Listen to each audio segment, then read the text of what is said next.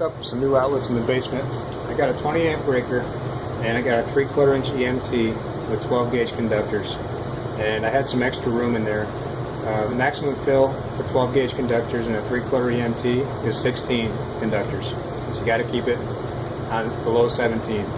And if you want to stay on a 20 amp breaker with a 12 gauge, you got to stay under 9 current carrying conductors. If you go above that, you have to derate 50%. So a 30 amp 12 gauge THWN conductor becomes 15 amps. And that to me seems kind of silly. I think that a 12 gauge ought to be able to do a 20 amp circuit, so I keep it under 9 current carrying conductors. In this case, the 120 volt hot, 120 volt neutral are both considered current carrying conductors. So I had a little extra room to put these in. And this is in the basement, so I use a metal box. I like metal because it's nice and strong. If you bump into it, it's really secure to screw into studs and whatnot. And when you're plugging stuff in and unplugging, it's not going to flop around on me. Originally, I wanted to use a box like this with a bracket, but I realized in this particular situation, this box is going to be exposed like that because this piece of plywood that would normally be here is not going to be in this wall. So I realized that if I had used this, I'd be losing skin constantly on that. So I went with a rounded box. And it's a little shallow, but the covers for these boxes are popped out by 3/8 of an inch, half an inch, something like that. I wired it with 12-2 to get over to the 3/4 EMT. This is 12-2 Romex SIM pole, I believe. You can get a roll of that, 250 feet for $80 if you look around. That makes it like 30-something cents a foot. Pretty good deal for overall for the price of copper. I like to use 12 gauge wherever possible. I like to use 20 amps in the basement.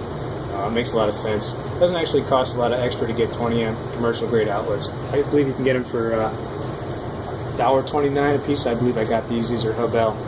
I got them from Fruit Ridge Tools, 10 pack for $12.99. And these ones don't have the back wire option. You have to wrap the screws, but they're definitely built tough, and they have really good grip on your cable. They're pretty darn cheap. These ones I think I paid $3 a piece. From Fruit Ridge.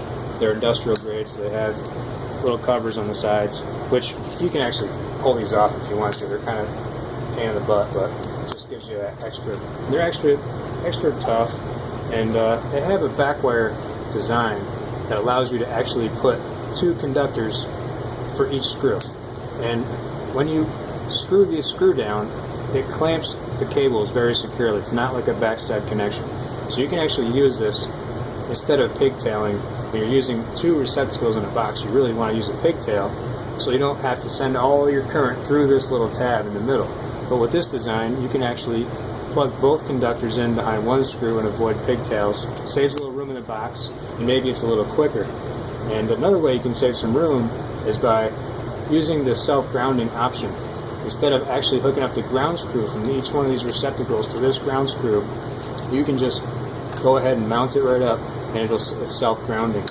From what I believe, I researched that and found that is perfectly fine as far as code is concerned. You can use the self-grounding option. So you have a metal cover, a metal box. Everything is going to be grounded through that, including the cover, which is a really good idea. You definitely don't want to have exposed metal that could potentially become hot, and then you come along and ground it. So you want to make sure every piece of metal has got a good quality ground that can carry a little bit of current, not just a teensy tiny little bit of current and then it gets all hot. Something that's got a nice solid connection.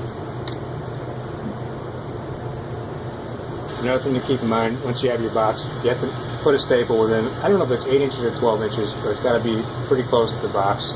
I have a staple here. I got to neaten that up. I have to put one here.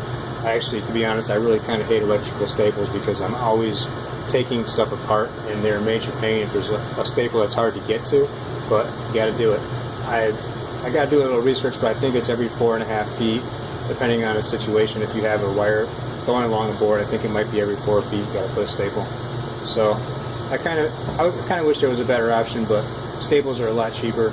Maybe there's a way you could find something that's code compliant and use screws. I would prefer that because I'm always taking stuff apart, changing my designs, and I always prefer screws over nails of any kind.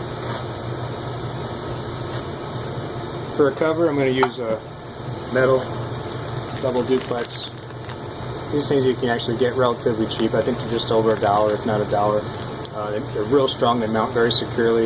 It's galvanized. It looks nice. It looks professional. You can paint these. If you're going to paint them, I recommend use primer. This is galvanized approved primer. Most of the primers I have I say specifically not to be used on galvanized, but this one is okay for galvanized, and it does work really well. So well that I couldn't even get the primer off using mineral spirits when I made a mistake when I was painting, and the paint came off and the mineral spirits stayed. So it's pretty good stuff, and it's just a little touch I like to throw in. I try to make things look nice. If it's in my own build and I'm not on the clock hourly, I'm going to do a nice build and make it look good.